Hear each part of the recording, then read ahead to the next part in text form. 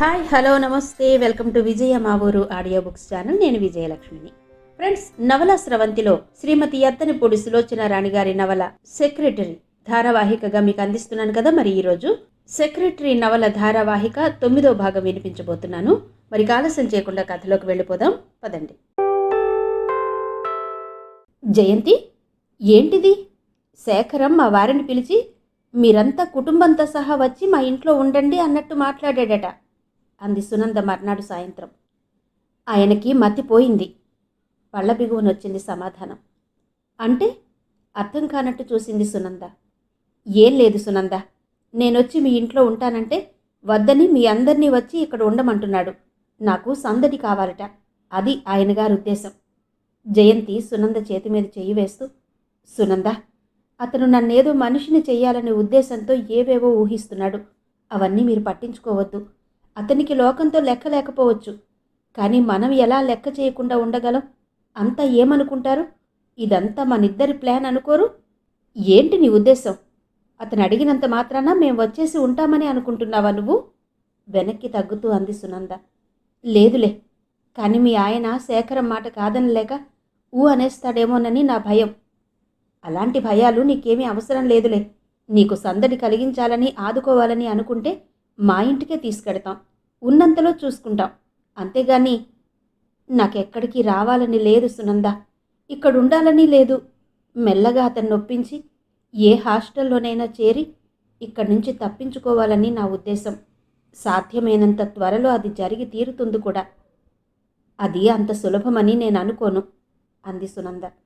2 రోజుల తర్వాత భోజనాల దగ్గర శేఖరం తనే అన్నాడు, మనింటికి వచ్చి ఉండడానికి సునంద ఏమాత్రం ఇష్టపడ్డం లేదట. ఏంటి అభ్యంతరం? నాకెలా తెలుస్తుంది? అందులో నీ ప్రమేయమేం లేదా అని. ఉంటే మటుకు తప్పేముంది? అయినా ఇక్కడ నేనే ఉండబోనప్పుడు. జయంతి ఆగిపోయింది. శేఖరం సూటిగా చూశాడు. నేనెక్కడైనా హాస్టల్కు వెళ్ళి ఉంటాను అంది అన్నం కెలుకుతూ. అతను మౌనం వహించాడు. హిమాయత్ నగర్లో వర్కింగ్ ఉమెన్ హాస్టల్ ఉందట, అందులో.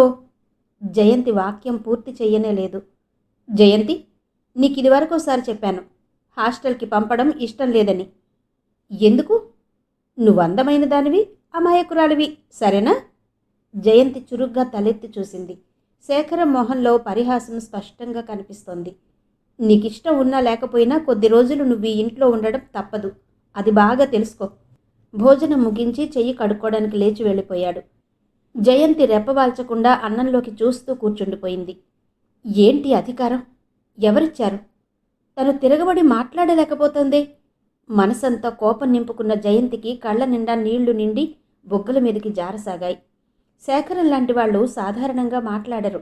మాట్లాడితే అది అక్షరాల నిజమని రుజువు చేసుకుంటారు. సునంద ఇష్టపడలేదు. ఎంత ప్రయత్నం చేసినా జయంతి ఆ ఇంట్లో నుంచి బయటపడే మార్గం తోచలేదు. శేఖరం సునంద భర్తకి అంత క్రితం జయంతి చేసే ఉద్యోగం ఇచ్చాడు. సునంద వాళ్ల రాకపోకలు ఎక్కువైనాయి. వనితా విహార్ వాళ్ళు చూపిస్తున్న ఆదరణ కూడా అంతు లేకుండా ఉంది. చీటికి మాటికి ఏదో వంక మీద జయంతి దగ్గరికి వాళ్ళు వచ్చి కూర్చుంటున్నారు. గంటల తరబడి జయంతి వినకపోయినా వాళ్ల సోదేదో వాళ్ళు చెప్పుకుని వెడుతున్నారు. జయంతి 100కి 90 సార్లు వెళ్లకుండా తిరస్కరిస్తోంది. అదే చిత్రం. అయినా వాళ్ళు పట్టించుకోవడం లేదు. వాళ్ళకి కావలసింది మీరు కాదు, మీ ద్వారా శేఖరం గారు. ఓసారి గొడవంతా జయంతి నోటి నుంచి విన్న శివరాం నవ్వుతూ అన్నాడు. నిజమే అనుకుంది జయంతి. మరింత అసహ్యం వేసింది. ఉదయం 10 గంటలకి కామేశ్వరం దగ్గరకు వెళ్ళిన జయంతి సాయంత్రం 4 అయ్యేసరికి ఇంటికొచ్చింది. వరండా మెట్లెక్కుతుండగా లోపల నుంచి మాటలు వినిపించాయి. ఏం గవర్నమెంట్, ఏం ఆనకట్టలండి? ఈరోజు చూసిన ప్రాజెక్టు తెల్లవారి చూస్తే ఒక్క సిమెంట్ ముక్క కూడా మిగల్లేదుట. ఇంజనీర్లంతా ఇక్కడో ఎక్కడో కట్టామే అని తలలు గోక్కోవాల్సి వచ్చిందట. దేశం బాగుపడమంటే ఎలా బాగుపడుతుంది? దరిద్రం తీరమంటే ఎలా తీరుతుంది? ఎవరో ఆవేశంగా బిగ్గరగా అంటున్నారు. శేఖరం ఎవరితోనో మాట్లాడుతున్నట్టున్నాడు. జయంతి పమిటి తీసి భుజం చుట్టూ కప్పుకుని తల వంచుకుంటూ గబగబా లోపలికి వెళ్ళబోయింది. జయంతి, ఇలారా. హాలు దాటి లోపల అడుగు పెట్టేస్తుండగా శేఖరం వెనక నుండి పిలిచాడు. ఆగి వెనక్కు తిరిగింది. 5-6 ఆడవాళ్లు, 2 మగవాళ్లు ఉన్నారు. రా అని ఇంకోసారి పిలిచి ఈమె అంటూ పరిచయం చేయబోయాడు. తెలుసులేండి, మిసెస్ శేఖరం. ఒక ఆవిడ తెలివంతా ఒలకబోసింది. ఉలిక్కిపడ్డ జయంతి ఆవిడ వైపు కోపంగా చూసింది. శేఖరం ఆవిడ పొరపాటును కరెక్ట్ చేయకుండానే, వీళ్ళంతా వరద బాధితుల సహాయార్థం విరాళాలు పోగు చేస్తున్నారట. ఇదిగో ఈమె సరస్వతి రామన్. నల్లగా పొట్టిగా అడ్డంగా ఉన్న ఆవిడని చూపించాడు. జయంతి నమస్కారం చేసింది. ఆవిడ లేచి ప్రతి నమస్కారం చేస్తూ కూర్చోండి అంది. హాల్లో మిగతా సోఫాలు చైర్లు అందరూ ఆక్రమించేసుకున్నారు. శేఖరం పక్కన తప్ప ఎక్కడా ఖాళీ లేదు. శేఖరం జరిగి చోటిచ్చాడు, కానీ జయంతి కూర్చోలేదు. అతని సోఫా పక్కగా నిలబడిపోయింది. సరస్వతి రామన్ తన వెంట వచ్చిన వారందరినీ పరిచయం చేసింది. ఇంతకీ ఎంత ఇవ్వాలో చెప్పండి, శేఖరం నవ్వుతూ అన్నాడు. ఎంతేమిటండి, మేము అడిగినంత మీరిస్తారా? ఏదో ఉడతా భక్తి, మీ స్థితికి తగ్గకుండా ఉంటే చాలు. సరస్వతి రామన్కు డబ్బెక్కువ ఎలా రాబట్టాలో తెలుసు. బాగుంది, నేనిచ్చే డబ్బుతో నా స్థితి తెలుస్తుందంటారా? అది కాదనుకోండి, సహజంగా మీకేవో అలవాట్లుంటాయిగా. శేఖరం జేబులోంచి పర్సు తీస్తుండగా ఇంకో ఆమె, పోనీ మీ మిస్సెస్కి ఇవ్వండి, ఆవిడ ఎంత ఇస్తే అంతే అంది. జయంతి వారించబోతున్నట్టు ఏదో అనబోతుండగా శేఖరం తనే అందుకుంటూ, ఆమె పేరు జయంతి, పేరు వదిలేసి మీరు మిస్సెస్ మిస్సెస్ అంటే ఒప్పుకోదు అన్నాడు 2 అర్థాలు వచ్చేటట్టు. ఓహో, చాలా స్వతంత్ర భావాలు గల వ్యక్తి కాబోలు. పోన్లేండి, జయంతి శేఖరం అంటాం. వద్దొద్దు, కోపం వచ్చే పని చేస్తే మన విరాళం తగ్గిపోవచ్చు. జయంతి గారు, మీకు తోచిందే ఇవ్వండి అంది సరస్వతి రామన్ ఇదంతా హాస్యంగా తీసుకుంటూ. శేఖరం పర్సు జయంతికి అందించాడు. అది అందుకోకుండా అతని వైపు చూస్తూ ఉండిపోయింది. ఇవ్వు అన్నాడు నవ్వుతూ. ఇంకా పిల్లా పాప లేనట్టుంది, ఎవరో మెల్లగా అనడం జయంతికి శేఖరానికి ఇద్దరికీ వినిపించింది. ఇద్దరి చూపులు కలుసుకున్నాయి. శేఖరం కళ్ళలో చిత్రమైన భావం మనోహరంగా మెరిసి జయంతి గుండెల్లోకి దూసుకుపోయి క్షణంసేపు కొట్టుకునేలా చేసింది. గభాల్న అతని చేతిలో పర్సు లాక్కుని తెరిచి అందులో ఉన్నదంతా ఎంత ఉందో చూడకుండా తీసి సరస్వతీరామన్ చేతిలో పెట్టేసింది. గుడ్, చాలా ఉదార హృదయులు మీరు. 800 విరాళమంటే సామాన్యం కాదు. లెక్క పెట్టుకుని బ్యాగ్లో పెట్టుకుంటూ అందావిడ. 800? జయంతి మనసులోనే ఉలిక్కిపడింది. భయంగా శేఖరం వైపు చూసింది. శేఖరం ఇదేం గమనించినట్టు, మరి ముందే మీరు మీ స్థితికి తగ్గట్టు అని లంకె పెట్టారయ్యే అన్నాడు నవ్వి. వాళ్ళు వెళ్ళిపోయిన తర్వాత జయంతి, క్షమించండి అంది. ఎందుకు? నేను అంత డబ్బు ఉంటుందనుకోలేదు. అదా అంటూ నవ్వేసి, నీ కోపం తెప్పించినందుకు నాకీ మాత్రం శిక్ష లేకపోతే ఎలా అన్నాడు. జయంతి మర్చిపోయిన కోపం రెట్టింపుగా తిరిగొచ్చింది. లేకపోతే బుద్ధి లేదు? ఆడామగ కనిపిస్తే అనయ్యటమేనా? వాళ్లదేం పొరపాటు లేదు జయంతి. నేను ఒంటరిగాడినని తెలుసు. నా భార్య కాకపోతే ఇంకే ఆడది అంత చనువుగా ఇంట్లోకి పెడుతుంది? అందులోనూ నువ్వేమో బుద్ధిమంతురాలులా పమిట భుజాల చుట్టూ కప్పుకుని మెడను కనబడనివ్వలేదు. అవును, నిజమే. జయంతికి అప్పుడు గుర్తొచ్చింది. చిచి, పమిట తీసి సరిగ్గా వేసుకుంటూ అక్కడి నుంచి వెళ్ళిపోయింది. శేఖరం ఆ రోజు మామూలు వేళ కంటే చాలా ముందుగా ఇంటికొచ్చేశాడు. జయంతి గదిలో కూర్చుని తల దువ్వుకుంటోంది. అతని చేతిలో ఏదో ప్యాకెట్ ఉంది. అది జయంతి పక్కన పెడుతూ, త్వరగా తయారు కావాలి అన్నాడు. ఎందుకు? ఎందుకేంటి, ఈరోజు ప్రమీల పుట్టినరోజన్న సంగతి మర్చిపోయావా? ఆశ్చర్యంగా అడిగాడు. మొన్నటి రోజున ప్రమీల 2 స్నేహితురాళ్లను వెంటేసుకుని వచ్చి ఎల్లుండి తన పుట్టినరోజని తప్పకుండా రావాలని మరీ మరీ పిలిచింది. ప్రమీల వచ్చినప్పుడు శేఖరం కూడా ఇంట్లోనే ఉన్నాడు. చదువుకుంటున్న పేపరు పక్కకు తీస్తూ, ఇంకా పుట్టినరోజేంటి పాపాయివా అని వెక్కిరించాడు. అవును, పాపాయినే అంది సగర్వంగా ప్రమీల. పాపాయి ఏంటి, నువ్వింకా అసలు పుట్టనే లేదు, ఎల్లుండి పుట్టబోతున్నావు ఎగతాళి చేశాడు అతను. అవునవును, జోలపాడడానికి మీరు రండి పక్కున నవ్వింది ప్రమీల. అసలు సంగతి నాకు తెలుసులే, ఈ రూపేణ అందరి దగ్గర బహుమతులు కొట్టేయొచ్చని. అయ్యా, తమరేం తీసుకురానవసరం లేదు. ఒకవేళ తెచ్చినా తిప్పి పంపబడును. సరే, తమరు దయచేసి జన్మదిన శుభాకాంక్షలు తెలిపితే అదే మాకు భాగ్యం అంది. శేఖరం లేచి వచ్చి ప్రమీల నెత్తి మీద మొట్టి, ఎన్నింటికి రావాలి అన్నాడు. ఆడవాళ్ళు 6 గంటల నుంచి 8 గంటల వరకు, మగవాళ్ళు 8 గంటల నుంచి 9 గంటల వరకు. టైమింగ్స్ తప్పించి వస్తే ఆడవాళ్ళు మగవాళ్ళుగా మారిపోతారా? తప్పకుండా. జయంతి ఇద్దరి సంభాషణ వింటూ కూర్చుండిపోయింది. ప్రమీల మరోసారి తప్పకుండా రమ్మనమని జయంతికి చెప్పి వెళ్ళిపోయింది. ఈరోజు పుట్టినరోజని గుర్తున్న మాట నిజమే, కానీ ప్రమీల వాళ్ళింటికి వెళ్ళడానికి జయంతికి ఏమాత్రం ఇష్టం లేదు. అందుకే తీరికగా కూర్చుని జుట్టు చిక్కు తీసుకుంటోంది. నిన్నే మాట్లాడవే. నువ్వు త్వరగా తయారైతే నేను క్లబ్కు వెడుతూ నిన్నక్కడ దింపేసి నేను వెళ్ళి వచ్చేటప్పుడు ఎక్కించుకొస్తాను అని టవల్ తీసుకుని బాత్రూం వైపు వెళ్ళబోతూ ఆ పెట్టెలో ఏముందో చూడు అన్నాడు కుతూహలాన్ని రేకెత్తించే కంఠంతో. ఏంటది? నిర్లక్ష్యంగా అడిగింది. తెరిచి చూడు, నీకే తెలుస్తుంది అంటూ బాత్రూం వైపు వెళ్ళిపోయాడు. అతని ముఖం అది కడుక్కుని తిరిగొచ్చిన జయంతి ఇంకా అలాగే తలదువ్వుకుంటూ కూర్చుంది. అదేంటి ఇంకా అలాగే కూర్చున్నావే? జయంతి తలెత్తుతూ వెళ్ళి తీరాలా అంది. అవును, వెళ్ళి తీరాలి. శేఖరం పెట్టెవైపు చూశాడు. అది పెట్టిన చోట పెట్టినట్టే ఉంది. ముట్టుకున్న జాడలే లేవు. కనుబొమ్మలు కొద్దిగా ముడుస్తూ, అందులో నీకు చీర ఉంది. నీలం చికెన్ వైల్ జాకెట్ మ్యాచ్ అవుతుంది. ఈ చీర కట్టుకుని ఆ బ్లౌజ్ వేసుకురా అన్నాడు. నేను వేసుకునే బట్టలు కూడా మీరే ఎన్నిక చెయ్యాలా? అవును, నువ్వు లేచి త్వరగా తయారైరా. వెళ్ళు. అనవసరంగా నాతో ప్రతిదానికి ఆర్గ్యూ చేయకు. నాకు నచ్చదు అన్నాడు విసుగ్గా. జయంతి త్వరగా జడాళ్ళు కూడా ముగించి నిశ్శబ్దంగా అట్టపెట్టి తీసుకుని వెళ్ళిపోయింది. లేత నీలం రంగుకి చిక్కటి నీలంలా హంసబారున్న చీర. జయంతి 10 నిమిషాల్లో తయారై వచ్చింది. శేఖరం మొహం వికసించింది. ఏది ఇటు తిరుగు, ఇలా దగ్గరకురా. చీర అంచు మడతపడిన చోట సరిచేస్తూ, అచ్చు నేను ఊహించినట్టే ఉన్నావు. చాలా బాగుంది చీర. నీకు నచ్చిందా? టైం అయిపోతుంది అన్నారుగా నిర్లిప్తంగా అంది. శేఖరానికి వెంటనే దగ్గరకు లాక్కుని బుంగమూతి పెట్టుకున్న ఆ పెదవుల్ని కసితీరా వద్దు వద్దు నవ్వుతూ ఉంటాను అని బ్రతిమలాడే వరకు కొరకాలనిపించింది. ఎంత బాగున్నావో తెలుసా? నా మీద కోపం నీ కళ్ళకి పొరలు అడ్డొచ్చాయి గాని. ఎవరు చెప్పారు? నీ మొహం తెలియడంలా అంటూ మృదువుగా భుజాల మీద చేతులాంచి, జయంతి, ఆ రోజు సినిమా హాల్లో పుట్టినరోజుకి నేను పంపిన చీర కట్టుకున్నప్పుడు ఇలాగే ఉన్నావా? జయంతి మాట్లాడకుండా మొహం తిప్పేసుకుంది. జయ. శేఖరం ఇంకొంచెం దగ్గరకు తీసుకుని ఏదో చెప్పబోయాడు. వెంటనే అడ్డు తగులుతూ, దయించి నన్ను ఆ పేరుతో పిలవకండి, నేను భరించలేను. ఎందుకని? నన్ను ఆ పేరుతో బామ్మ తప్ప ఇంకెవరూ పిలవరు.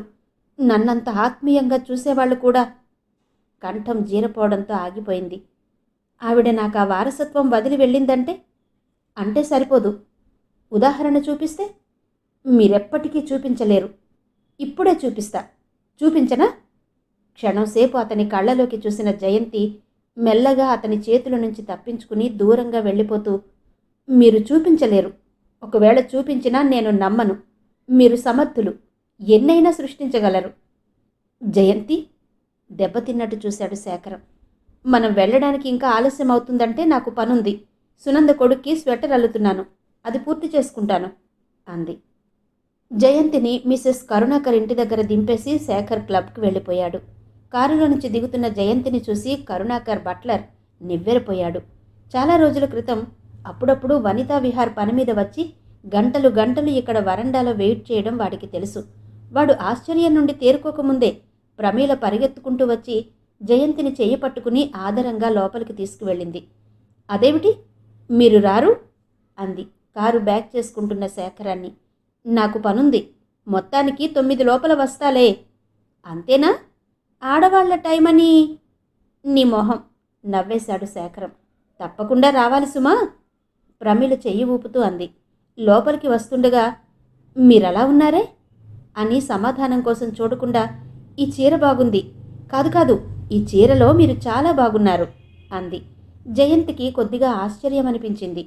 ప్రమీల ఇంత మాట్లాడుతుందని, అందులో ఒంటరిగా ఉన్నప్పుడు తనతో అస్సలనుకోలేదు. జయంతిని చూస్తూనే మిసెస్ కరుణాకరం లేచి వచ్చింది. ఎవరి అమ్మాయి? ఎవరో అడిగారు. జయంతి, మా ప్రమీల స్నేహితురాలు. జయంతి ఓ పక్కగా కూర్చుండిపోయింది. అక్కడున్న వాళ్లలో చాలామంది అపరిచితులే. ఒకళ్ళిద్దరు మట్టుకు జయంతిని చూసి ఆగి, ఆ అమ్మాయి వనితా విహార్ సెక్రటరీ కదూ అని సందేహం వెలిబుచ్చబోతే వెంటనే మిసెస్ కరుణాకరం తను కల్పించుకుంటూ, ఇప్పుడు కాదు, మానేసి చాలా రోజులైంది. మా ప్రమీల స్నేహితురాలు. మీ మెళ్ళ ముత్యాల దండ చాలా బాగుందండి. ఎక్కడ కట్టించారు అంటూ ప్రసంగం మరోవైపుకు మార్చేసింది. జయంతి వచ్చిన అరగంటకి రేఖారాణి వచ్చింది. వస్తూనే దగ్గరకొచ్చి, బాగున్నావా అని ఆప్యాయంగా పలకరించి పక్కన కూర్చుంది. బట్టలు ధరించే పద్ధతిలో రేఖారాణి ఎప్పటికప్పుడు నూతనత్వం ప్రదర్శిస్తూ ఉంటుంది. అక్కడున్న అందరి దృష్టి రేఖారాణి మీదనే ఉంది. ఆవిడ అదేం తెలియని అమాయకురాలిలాగా జయంతికి ఎదురుగా కూర్చున్న ఆవిడతో కులాసా కబుర్లు ప్రారంభించింది. మరో 5 నిమిషాల్లో మహాకాయాన్ని ఈడ్చుకుంటూ సుమిత్రాదేవి వచ్చింది. ఉన్న ఒళ్ళు దాచుకోవాలని గాని, దాన్ని ఎదుటివాళ్లు వింతగా చూస్తారని గాని ఆవిడికి బాధ లేదు. లేకపోతే శరీరాన్ని గురించిన వ్యంగ్యోక్తులకి అలవాటు పడిపోయిందో.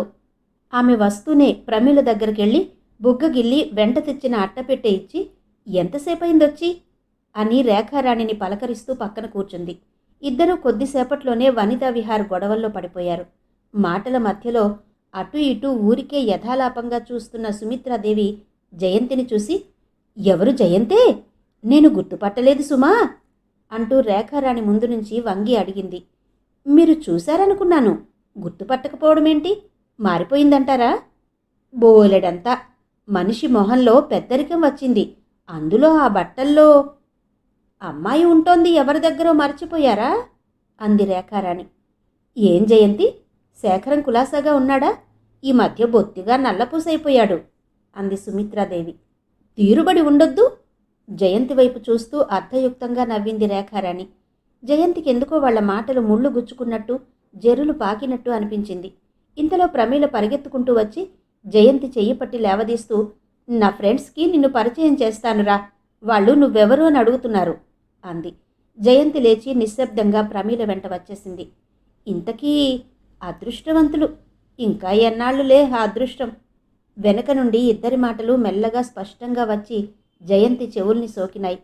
ప్రమీల ఫ్రెండ్స్ కొద్దిసేపు అది ఇది మాట్లాడి వెళ్ళిపోయారు. అయినా జయంతి ఇంకా అక్కడే నిలబడిపోయింది. ఇంకా వాళ్ల మాటలే చెవుల్లో గింగురుమంటున్నాయి. వాళ్ళకెందుకంత కోపం? మధ్యలో తనేం చేసింది? వెళ్ళి సూటిగా శేఖరాన్ని ఎందుకు అడగలేరు? ఇక్కడిలా నిలబడి చూస్తుంటే వద్దన్న పాత రోజులు జ్ఞప్తికొస్తున్నాయి. వనితా విహార్ సెక్రటరీగా చేసినప్పుడు సర్కులర్ మీద చిన్న సంతకం కోసం ఈ ఇంటి వరండాలో తనెంతసేపు పడిగాబులు పడి కూర్చుందో. లోపలికి పిలిచి మిసెస్ కరుణాకరం ఎంత నిర్లక్ష్యంగా మాట్లాడేది. ప్రమీల కనీసం కన్నెత్తైనా చూసేది కాదే. ఇప్పుడెందుకు ఈ విలువ? మీరు కాదు కావలసింది వాళ్ళకి, మీ ద్వారా శేఖరం గారు. శివరాం మాటలు గుర్తుకొచ్చాయి. వాళ్ల మనసులో అభిప్రాయాలేం మారలేదు. ఊసర వెల్లుల్లా రంగులు మారుస్తున్నారంతే. ఇదేమిటి, ఇక్కడ నిలబడిపోయారే? వెనక నుంచి ప్రమీల గొంతు విని ఉలిక్కిపడి చూసింది. ప్రమీల పక్కన శేఖరం ఉన్నాడు. హాల్లో అందరికీ ఎడంగా ఓ మూల నిలబడి ఉంది జయంతి. ఇద్దరి చూపులు క్షణంసేపు కలుసుకుని వెంటనే విడిపోయినాయి. రండి రండి, మిసెస్ కరుణాకరం ఆదరంగా ఆహ్వానించింది. రేఖారాణి, సుమిత్రాదేవి కూడా లేచి ఎదురుగుండా వచ్చారు. శేఖరం, నాకు పనుంది, వెడతాను అన్నాడు. అప్పుడే? కళ్ళు వెడల్పు చేసి కనుబొమలెత్తి ఆశ్చర్యం వెలుబుచ్చింది. రేపు ఓ ముఖ్యమైన పనుంది, కాగితాలు చూసుకోవాలి, ఇప్పటికే చాలా ఆలస్యమైంది వాచి చూసుకుంటూ అన్నాడు. రేఖారాణి శేఖరాన్ని తినేసేటంత తీవ్రంగా చూస్తోంది. కానీ శేఖరం వాటిని గమనించినట్టే లేడు. వాళ్ళెంత బలవంతం చేసినా శేఖరం వినలేదు. రా జయంతి అని పిలిచి ప్రమీల చెవి పట్టుకుని మెలేస్తూ, wish you happy birthday madam అన్నాడు. బాబోయ్, ఇప్పుడే పుట్టిన పాపాయిని చెవి మెలిపెట్టకూడదు, దేవతలు శపిస్తారు అంది ప్రమీల. పర్వాలేదు, ఈ పాపాయి పుట్టగానే చీర కట్టుకుందిగా. అసలు మీరు బహుమతులు ఇవ్వనన్నారుగా. నువ్వసలు తీసుకోనన్నావుగా. ఇస్తే తీసుకోకుండా ఎలా? తీసుకుంటావని తెలిసి తేవడం మానేస్తే ఎలా? ఇద్దరి సంభాషణకి మిసెస్ కరుణాకరం మొహం ప్రసన్నమైంది. అందరికీ మరోసారి చెప్పి బయటకొచ్చేశాడు. దోవ పొడుగునా ఇద్దరూ మాట్లాడుకోలేదు. ఎవరి ఆలోచనల్లో వాళ్ళుండిపోయారు. ఆ రాత్రి ఎంత ప్రయత్నించినా జయంతికి నిద్ర పట్టలేదు. మనసులో ఎవరో ఇక్కడి నుంచి వెళ్ళిపో అని అరవసాగారు. ఎక్కడికి వెళ్ళను, అతను వెళ్ళనివ్వడు. తెలియకుండా పారిపో, వెతికి పట్టుకోడు. అందుకని ఈ అశాంతిని భరిస్తూ బుర్ర పగలగొట్టుకుని పిచ్చిదానివవుతావా? పిచ్చిదాన్ని ఎందుకవుతాను? నేనేం అతని కోసం పాకులాడుతున్నానా? అతన్ని వల్ల వేసుకోవాలని ఆరాటపడుతున్నానా? నాకెందుకు భయం? మనసు మాట్లాడలేదు. ఇంకెప్పుడు అలా వాళ్లలోకి వెళ్లకు. సాధ్యమైనంత వరకు దూరంగా ఉండు, పట్టించుకోకు. జయంతి ఇంకా నిద్రపోలా? హఠాత్తుగా వినిపించిన ప్రశ్నతో ఉలిక్కి పడింది. గదిలో దీపం లేకపోయినా అవతల గదిలో నుంచి వస్తున్న వెలుగులో గుమ్మంలో శేఖరం నిలబడి ఉండడం కనిపించింది. నిద్రపోతున్నాను దిండులో తలదూర్చుకుంటూ అంది. ఇందాకటి నుంచి గమనిస్తున్నా. దిండిలో తలని ఎందుకలా పొర్లిస్తున్నావు? తలనొప్పిగా ఉందా? లేదు లేదు, నిద్రపోతున్నాను. నిద్రపోయేవాళ్ళు నిద్రపోతున్నానని చెబుతారా? ఇప్పుడే మెలకు వచ్చింది నాకు. అబద్ధం ఆడాల్సిన అవసరం ఏమొచ్చిందిప్పుడు? గదిలోకి వచ్చి లైట్ వేస్తూ అన్నాడు. వద్దొద్దు, లైట్ తీసేయండి. ఎందుకు? వెలుగు చూడాలంటే అసహ్యం వేస్తోంది. మొన్నటిదాకా చీకటి చూస్తే భయంగా. జయంతి మాట్లాడలేదు. శేఖరం లైట్ తీసి దగ్గరగా వచ్చాడు. జయంతికి ఎందుకో భయంతో గుండెలు కొట్టుకోసాగాయి. అతడొచ్చి మంచం మీద కూర్చుంటే, దగ్గరకు తీసుకుంటే గుప్పిళ్ళు బిగించి గుద్దుతుంది, గోళ్లతో పీకుతుంది, పళ్లతో కరుస్తుంది. నాకసహ్యం, నిన్ను చూస్తే బయటికి పో అని అరుస్తుంది. శరీరం బిగబట్టుకుని ఎదురు చూస్తోంది. కానీ అతను అలాంటిదేం చేయలేదు. కట్టెను కూడా తీసుంచావెందుకు? కిటికీలో నుంచి చలిగాలి వేయడం లేదు? మంచం చాలా దగ్గరగా ఉంది, వేసేనా? కట్టెన్లు సరిచేసి వెళ్ళిపోబోతూ క్షణంసేపు ఆగి, క్షమించు జయంతి, ఇంకెప్పుడు నిన్నలా ఒంటరిగా వాళ్లలోకి పంపను. నువ్వు ప్రమీలతో కొద్దిగా కులాసాగా కాలం గడుపుతావని ఆశించాను. నేను రాగానే ఒంటరిగా ఓ మూల నిలబడిపోయిన నిన్ను చూడగానే నాకు అర్థమైపోయింది నువ్వు వాళ్లలో కలవలేవని అన్నాడు. కాస్తాగి, అదే మంచిదిలే అన్నాడు మళ్ళీ. మండిపోతున్న మనసు మీద మంచు వర్షం కురిసినట్టయింది. మనశ్శాంతి కోసం బలవంతాన పంపితే మరింత అశాంతితో తిరిగొచ్చావు. అదంతా మర్చిపో, నిద్రపో అన్నాడు మృదువుగా. జయంతికి హఠాత్తుగా ఏడుపొచ్చేసింది. అతని చేయి అందితే దాన్ని 2 చేతులతో పెనవేసుకుని పడుకుంటే నిశ్చింతగా నిద్రపడుతుంది అనిపించింది. పైకి నోరు తెరిచి చెప్పేయాలనుకుంటుండగానే శేఖరం మెల్లగా తలుపులు చేరవేసి వెళ్ళిపోయాడు. తర్వాత చాలాసేపటికి గానీ నిద్ర పట్టలేదు. అంతవరకు అతను మేలుకునే ఉన్నట్టు తలుపు సందుల్లో నుంచి వస్తున్న వెలుతురు చెప్పింది. గదిలో కిటికీ చువ్వల్ని ఆనుకుని పరధ్యాసగా నిలబడింది జయంతి. ఇంతలో శేఖరం లోపలికొచ్చాడు. అతన్ని చూసి మెల్లగా అక్కడి నుంచి వెళ్ళిపోబోయింది. శేఖరం వారిస్తూ, జయంతి ఆగు అంటూ జేబులు తడుముకుని, టికెట్స్ తెచ్చాను. రవీంద్ర భారతిలో చండాలిక డ్యాన్స్ డ్రామా ఉంది. నువ్వు సునంద వెళ్ళండి. శివరాం కూడా వస్తాడు. ఫోన్ చేశాను అన్నాడు టికెట్లు తీసిస్తూ. శివరాం పేరు వినగానే జయంతి ముఖం వికసించింది. అతని మధ్య కనిపించి చాలా రోజులైంది. టికెట్లు తీసుకుని వెళ్ళబోతూ, మరి మీరు అంది ఆగి. నేనా? నేను రావడం లేదు. ఆగు, నేను కూడా రావాలా? చెప్పు, నువ్వు రమ్మంటే వస్తాను ప్రసన్నంగా ఆతృతని అణుచుకుంటూ అడిగాడు. వద్దు, పొద్దుపోయినా పర్వాలేదు, శివరాం వస్తాడుగా. శేఖరం ముఖంలో ప్రసన్నత పోయింది. నాకు తెలుసు, అందుకే అతనికి ఫోన్ చేశాను. జయంతి మొహం ఎర్రబడింది. మరేం మాట్లాడకుండా వెళ్ళిపోయింది. ప్రోగ్రాంకి సునంద రాలేదు. జయంతి శివరాం ఇద్దరే వెళ్లారు. అనుకున్నట్టే చాలా ఆలస్యమైంది. అద్భుతంగా ఉన్న నృత్య నాటికతో పాటు మధ్య మధ్య శివరాం వాత్సల్యపూరితమైన వాక్కులతో జయంతి మనసులో కలిగిన ఉత్సాహం మొహంలోనూ కళ్లలోనూ ప్రతిఫలిస్తోంది. ఇంటికి తిరిగొస్తుండగా, నీతో గడిపిన క్షణాల్లో నాకెంతో తృప్తి, మనశ్శాంతి కనిపిస్తోంది శివరాం అంది. అది నా అదృష్టం అన్నాడు. సంభాషణ ఆ పైన జరగలేదు. ఇంటికొచ్చేసిన తర్వాత కారు దిగి మెట్లెక్కి తనతో పాటే లోపలికొస్తున్న శివరాంని, లైట్లు లేవు, ఆయన ఇంకా తిరిగి రాలేదులా ఉంది అంది జయంతి. అయితే నేను వస్తాను. మరి శివరాం ఆగిపోయాడు. నీకు నా కృతజ్ఞతను ఎలా తెలియపరచాలో తెలియటం లేదు అంది జయంతి. శివరాం మౌనంగా ఊరుకున్నాడు. ఎప్పుడైనా నీ నుంచి ఏదైనా నాకు కావాలంటే కాదనువు కదూ అంది. ఎప్పుడూ, ఎలాంటి పరిస్థితుల్లోనూ కూడా ఎప్పుడూ అనను దృఢంగా అన్నాడు అతను. థ్యాంక్స్. ప్రపంచంలో నీలాంటి మిత్రుడున్నాడని గుర్తుకొస్తే చాలా ధైర్యం అనిపిస్తుంది, ముఖ్యంగా ఇలాంటి పరిస్థితుల్లో. నాకంటే విలువైన వాళ్ళు మీకున్నారు, అది మీరు గుర్తించడం లేదు అన్నాడు శివరాం. జయంతి నిట్టూర్పు విడిచింది. పొద్దుపోతోంది, వస్తాను. సరే, మెనీ మెనీ థ్యాంక్స్. జయంతి చెయ్యి చాచింది. మీరు పదే పదే ఆ మాట అని నన్ను సిగ్గుపడేలా చెయ్యకండి. వస్తాను. Good night. జయంతి చేతిని అంటనట్టు అందుకుని వదిలేసి వెళ్ళిపోయాడు. అతను కారు తిప్పుకుని గేటు దాటి వెళ్లే వరకు అక్కడే నిలబడిపోయింది. కారు వెళ్ళిపోయింది. ఈరోజు ఎంత బాగా గడిచింది. తనెంత మూర్ఖురాలు. శివరాం సాన్నిధ్యంలో ఇంత కులాసాగా ఉంటుందని తెలిసి కూడా అతన్ని నిర్లక్ష్యం చేస్తోందెందుకు? దగ్గరగా ఉన్న తలుపులు తోసి చీకటిగా ఉన్న హాల్లో నుంచి లోపలికి వెళ్లేందుకు లైట్ వేసింది. వెంటనే ఉలిక్కి పడింది. స్విచ్ మీద చెయ్యి తీయాలన్న విషయం కూడా మర్చిపోయింది. హాల్లో మధ్యగా ఉన్న సోఫాలో శేఖరం వెనక్కి చారగిలబడి కూర్చున్నాడు. అతని చేతులు రెండూ కళ్ళ మీదున్నాయి. మీరు మీరిక్కడే ఉన్నారా? తడబడుతూ అంది. ఇప్పుడే వచ్చి 10 నిమిషాలైంది. ఎలాగో నువ్వు వచ్చే టైం అయింది, కలిసి భోజనం చేయొచ్చని కూర్చున్నాను. అతని కంఠధ్వని బట్టి మేలుకునే ఉన్నాడని తెలుస్తోంది. మీరు మీకు మా మాటలు వినిపించలేదు? నేను వినాలని ఉద్దేశించి అన్నవి కాదుగా? కళ్ళు తెరిచి జయంతి వైపు చూస్తూ అడిగాడు. అతని మొహం చాలా అలసటగా ఉంది. క్రాఫ్ కొద్దిగా చెరిగింది. జయంతి మొట్టమొదటి సెక్రటరీగా చేరిన రోజుల్లో ఉదయం ఉల్లాసంగా వెళ్ళి ఆ మీటింగ్స్, ఆ గొడవల్లో, ఇలాగే మధ్యాహ్నం భోజనానికి విసుగ్గా అలసటగా వచ్చి కుర్చీలో వాలిపోయేవాడు. చెప్పు, నేను వినాలని అన్నవేనా? జయంతి కాదన్నట్టు తలూపింది. అయితే నేను వినలేదు, సరేనా? త్వరగా బట్టలు మార్చుకురా, భోజనం చేద్దాం, నాకు ఆకలి వేస్తుంది. జయంతికి తన మొహం సరిగ్గా కనబడనీయకుండా లేచి వెళ్ళిపోయాడు. జయంతి చాలాసేపు అక్కడే నిలబడిపోయింది. పై సంఘటన జరిగిన దాదాపు వారం రోజులకి జయంతి గదిలో పుస్తకం తిరగేస్తూ కూర్చుంది.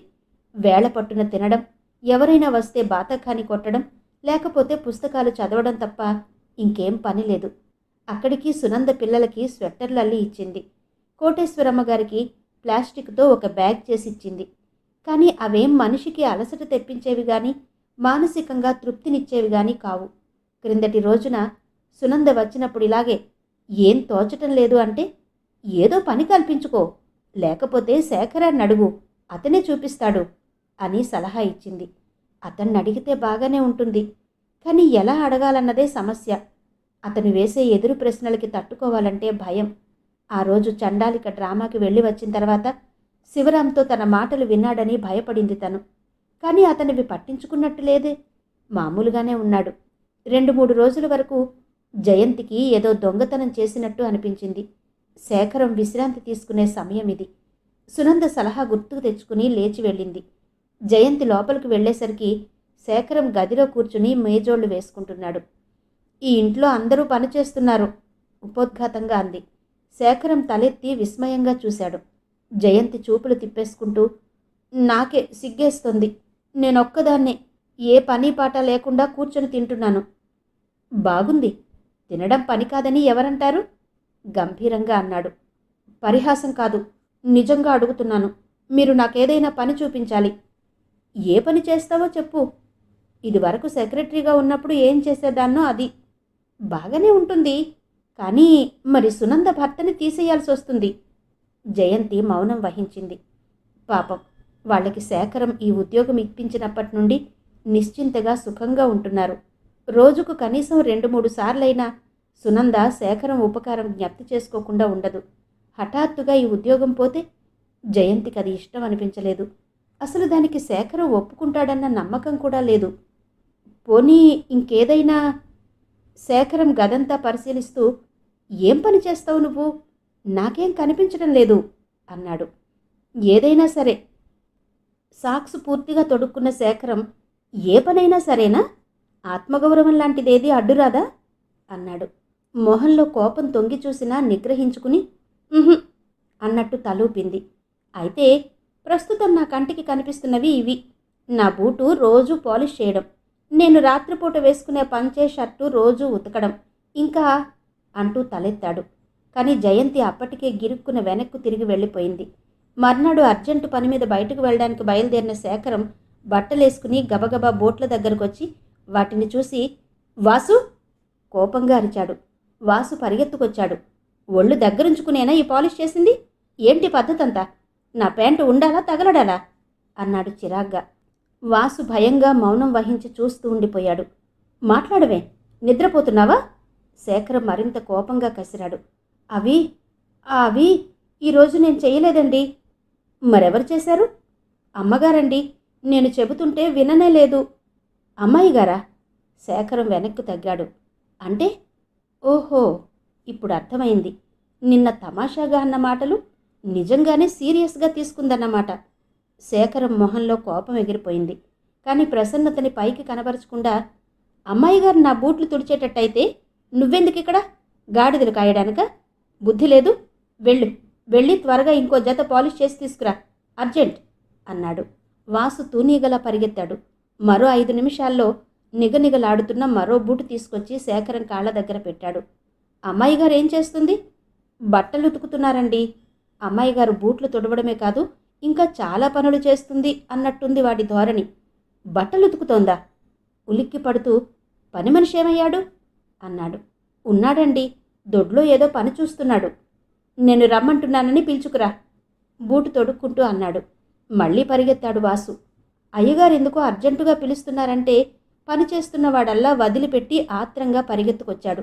వాడొచ్చేసరికి శేఖరం నిలువుటద్దం ముందు నిలబడి తలదువ్వుకుంటున్నాడు. పిలిపించారా? గుమ్మం బయట ఒదిగి నిలబడి వినయంగా అడిగాడతను. ఈరోజు తారీఖెంత? వెనక్కి తిరగకుండానే అడిగాడు శేఖరం. తారీఖా? ఆశ్చర్యంగా తల మునిగినంత పనయింది వాడికి. తారీఖు అడగడానికి తనని పిలవడమేంటి? శేఖరం వెనక్కి తిరిగి తారీఖెంత? నిన్నే అన్నాడు రెట్టిస్తూ. పని మనిషి నెత్తిగోక్కుంటూ నిలబడిపోయాడు. గిన్నెలు తోముకునేవాడికి, దొడ్లు ఊడ్చుకునే వాళ్ళకి తారీఖులేం గుర్తుంటాయి, ఒక్క పహాలి తప్ప. వాసు, తారీఖెంతరా?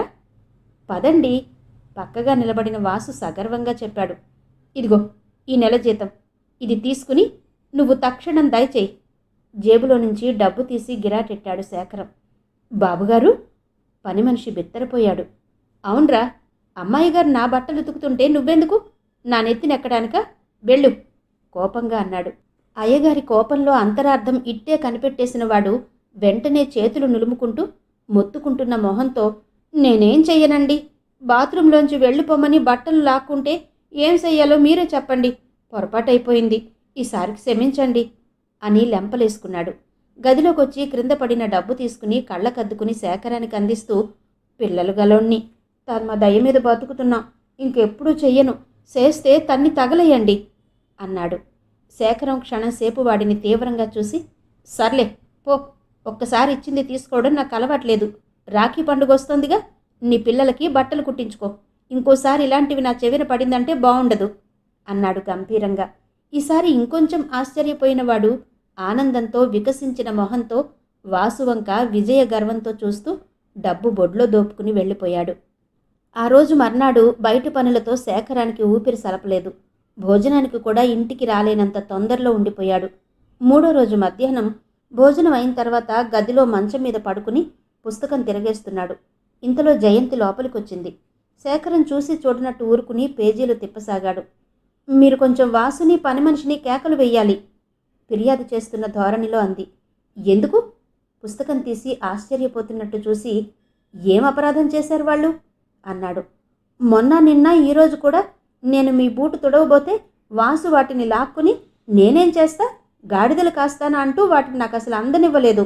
పని మనిషి ఏమో అసలు బాత్రూంలో అడుగు పెట్టేందుకే వీలు లేకుండా గుమ్మానికి అడ్డంగా నిలబడి వీల్లేదండి, మీరు బట్టలు పిండితే నేనెందుకు ఇక్కడ, ఎవరినెత్తికి ఎక్కడానికి అన్నాడు. శేఖరం మొహానికి పుస్తకాన్ని పూర్తిగా చాటు చేసుకున్నాడు. మీరిది ఆషామాషిగా తీసుకోవద్దు అంది జయంతి. నన్నేం చేయమంటావు? వాళ్ళని పిలిచి కేకలయ్యండి. ఎందుకు? తీసుకున్న జీతాలకి న్యాయంగా పనిచేస్తున్నందుక? లేకపోతే ఉద్యోగంలోంచి తీసేయండి. నా వల్ల కాదు, వాళ్ళకి మీ సునంద మొగుడిలా పిల్లాజల్లా ఉన్నారు.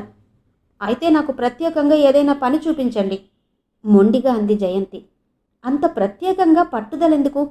కాలక్షేపానికా లేక రుణం తీర్చుకోవడానికా? మీరెలా అనుకున్నా సరే నిర్లక్ష్యంగా అంది. నువ్వు చెయ్యాలంటే, ఎవరూ అడ్డు రాకుండా ఉండాలంటే కొన్ని పనులున్నాయి, చెప్పండి. నువ్వు చెయ్యనంటే చేస్తానని చెప్పడంలా? అయితే విను. నా జుట్టుకు నూనె రాసి తల దువ్వాలి, నేను స్నానం చేస్తుంటే వీపుకి సోపు రాయాలి. జయంతి కళ్ళు వెడల్పు చేసుకుని చూడసాగింది. నేను సాయంత్రం వచ్చేసరికి నేను తెచ్చిన చీరల్లో నాకు చాలా ఇష్టమైన దానిని ధరించి నీట్గా తయారై కాఫీ కప్పుతో ఎదురొచ్చి. అతని వాక్యం పూర్తి కానేలేదు. ఇంతలో టపీమని ఏదో వచ్చి పడడంతో ఉలిక్కిపడి అటు చూశాడు. అప్పటికే టేబుల్ పక్కగా నిలబడిన జయంతి దానిమీదున్న పుస్తకాలన్నీ తీసి బలం కొద్దీ వరుసగా విసరసాగింది. వర్షంలా గబగబా పడుతున్న పుస్తకాల నుంచి దెబ్బలు తగలకుండా తప్పించుకునే ప్రయత్నం చేస్తూ బాబోయ్ జయంతి ఆగు అంటూ అరిచాడు. పుస్తకాల పరంపర రావడం తగ్గిన తర్వాత శేఖరం గట్టిగా ఊపిరి పీల్చుకుని తలెత్తి చూశాడు. జయంతి అప్పటికే అక్కడి నుంచి పారిపోయింది. గదిలోకి వచ్చి భళ్ళున్న తలుపులు మూసుకున్న జయంతికి అతని మాటల్లో పరిహాసం, కనుకొలకుల్లో కొంటితనం, పెదవుల చివర చిరునవ్వు గుర్తొస్తే ఒళ్ళు భగ్గుమని మండడం మొదలుపెట్టింది. ఏంటతని ఉద్దేశం? కేవలం అతని చేతిలో కీలుబొమ్మ అనుకుంటున్నాడా? అసలు సీరియస్గా మాట్లాడడమే మానేశాడెందుకు? ఇంట్లో నుంచి వెళ్ళిపోతానంటే వెళ్ళిపోనివ్వడు. పోనీ ఉంటే విలువగా చూడడు. ఇదే మర్యాద? అసలు అతనెవరు, తనెవరు? ఇలాంటి పరిస్థితుల్లో భగవంతుడు ఎందుకు తోసెయ్యాలి? ఏం చెయ్యలేని ఆవేశంతో, మనసంతా కోపంతో నిండిపోయిన జయంతికి దుఃఖం ముంచుకొచ్చింది. కన్నీళ్లతో రెప్పలు బరువెక్కాయి. 10 నిమిషాలైన తర్వాత శేఖరం వచ్చి తలుపు తట్టి, జయంతి అని పిలిచాడు. ఆమె తలుపు తీయలేదు. తలుపు తీ, నిన్నే ఇంకోసారి పిలిచాడు. అప్పటికీ మాట్లాడలేదు. తలుపు తీయలేదు. 2-3 సార్లు పిలిచి సమాధానం రాకపోవడంతో అతను వెళ్ళిపోయాడు. జయంతి, సాయంత్రం అంతా వస్తున్నారు. అలా ద్రాక్ష తోటని చూడ్డానికి వెడదాం. సరే, రావడానికి ఇష్టమేనా? నా ఇష్టాయిష్టాలతో పనుందా? శేఖరం చూస్తూ ఉండిపోయాడు. జయంతి తలెత్తలేదు. పూసల బ్యాగ్ అల్లుతూ కూర్చుండిపోయింది. కొంచెంసేపు ఆగి, పోనీ ఎవరెవరు వస్తున్నారో అడగవే అన్నాడు. కుతూహలం లేదు. ఎందుకని? వచ్చేవాళ్ళెవరో తప్పకుండా మీకు ఆప్తులై ఉంటారు కాబట్టి. అంటే నీ ఉద్దేశం? ఏం లేదు. శేఖరం ఓ అడుగు ముందుకు వేసి, పదే పదే నిన్ను మాట్లాడించాలని చూస్తున్నానని కదూ నీకీ లోకువా అన్నాడు. అసలు ఎందుకు చూడాలి? అందుకని బిచ్చగాడిని విదిలించినట్టు విదిలిస్తావా? జయంతి చురుగ్గా తలెత్తి, అన్నిటికీ మీ మీద ఆధారపడిందాన్ని నేను, యాచకురాల్ని నేను. జయంతి వాక్యం పూర్తి చెయ్యనేలేదు. గదిలోకి వాసు తొంగి చూస్తూ, మీకోసం మినిస్టర్ గారి పియ్య వచ్చాడు అన్నాడు శేఖరాన్ని ఉద్దేశించి. వస్తున్నా, కూర్చోమను. వాసు వెళ్ళిపోయాడు. వాడి వెనకే బయటకు వెళ్ళిపోతున్న శేఖరం గుమ్మం దగ్గర ఆగి తల తిప్పి జయంతి వైపు చూస్తూ, మాటలు పెరిగిన కొద్దీ మనసులు నలగడం తప్ప ప్రయోజనం లేదు. మనిద్దరి మధ్య స్పర్ధ పుట్టించాలనుకోవడం నీ ధ్యేయంగా పెట్టుకుంటే నేను కాదనను. కానీ ఒకటి మట్టుకు గట్టిగా హెచ్చరిస్తున్నాను. ఎప్పటికైనా నువ్వు అందులో ఓడిపోయి లొంగిపోక తప్పదు అని వెళ్ళిపోయాడు. 4 గంటలవుతుండగా ద్రాక్ష తోట దగ్గరకు వచ్చాడు. మిగతా వాళ్ళెవరో జయంతికి తెలీదు. వాళ్ళు మటుకు 3 గంటలకే అక్కడికి వచ్చేస్తారని భోజనాల దగ్గర శేఖరం మాటల ద్వారా తెలిసింది. కొన్ని ఎకరాల మేర రాతి స్తంభాలకి అల్లిబిల్లిగా పెనవేసుకున్న పచ్చటి తోట కారులో నుంచి వస్తుంటే అల్లంత దూరానికే కనిపిస్తుంది. సాయంత్రం పొద్దు తిరిగిపోవడంతో ఎండ చల్లబడిపోయింది. చల్లటి గాలి హాయిగా ఉంది. కారు తోట దగ్గరకొచ్చి ఆగింది. ఆ చివర బాగా మూలకి ఇంకా చాలా ఎకరాలు ద్రాక్ష తోటకి సిద్ధం చేయబడుతున్నాయి. రోడ్డు వారగా దగ్గరగా కొద్ది దూరంలో కనిపిస్తున్న తోటలో కొంత భాగం రాజశేఖరానిది. అందులోనే పడమటి వైపుగా చిన్న కాటేజ్ ఉంది. కారులోంచి దిగగానే శేఖరం కారు పక్కన పెట్టి కాటేజ్ వైపు వేలు పెట్టి చూపిస్తూ, అదిగో అక్కడున్నారు, వెళ్ళు వెళ్ళు, నేనిప్పుడే మేనేజర్తో మాట్లాడొస్తాను అని సమాధానం కోసం చూడకుండా గబగబా గార్డెన్ వైపు వెళ్ళిపోయాడు. రాతి స్తంభాలకి దట్టంగా అల్లుకుపోయిన పచ్చటి తీగలతో పక్వానికొచ్చి తయారైన ద్రాక్ష గుత్తులు భారంగా వేలాడుతున్నాయి. వాటి దగ్గర పనిచేస్తున్న చాలామంది కూలీలు గుత్తుల్ని జాగ్రత్తగా కత్తిరించి బుట్టల్లో నింపుతున్నారు. కొంతమంది ఆడకూలీలు ఓ పక్కగా కూర్చుని కబుర్లు చెప్పుకుంటూ కోసిన గుత్తుల్లో నుంచి పాడైపోయిన పళ్లను వేరు చేస్తున్నారు. అంతా సందడిగా, కంటికి ఆహ్లాదంగా ఉంది. జయంతి మెల్లగా కాటేజీ వైపు వచ్చింది. ముందు బంగళా పెంకున్న చిన్న వరండా ఉంది.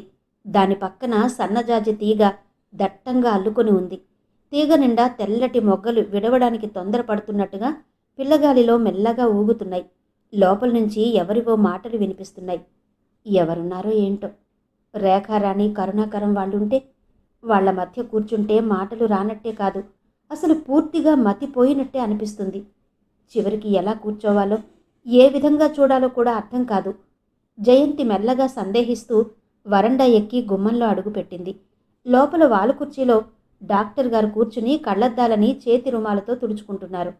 ఆయన పక్కనే చిన్న స్టూల్ మీద కూర్చుని ఉన్న కామేశ్వరమ్మ గారు జయంతిని చూస్తూనే, రారా, ఇదిగో సునంద, మీ స్నేహితురాలు వచ్చేసింది అన్నారు. అదే గదిలో కిటికీ దగ్గరగా నిలబడి బయటకు చూస్తున్న శివరాం వెనక్కు తిరుగుతూ, అన్యాయం సుమండి, మమ్మల్ని ఇంత ముందుగా రమ్మని ఊదరబెట్టి మీరు ఆలస్యంగా రావడం. శివరాం వాక్యం పూర్తి చెయ్యనే లేదు. సునంద లేచి దగ్గరగా వస్తూ, లోపలికి రా అంది. జయంతి లోపలికి వచ్చి ఒక్కసారిగా గుండెల నిండా గాలి పీల్చుకుంది. అంతా తనకి కావలసిన వాళ్లే, తన ఆప్తులే.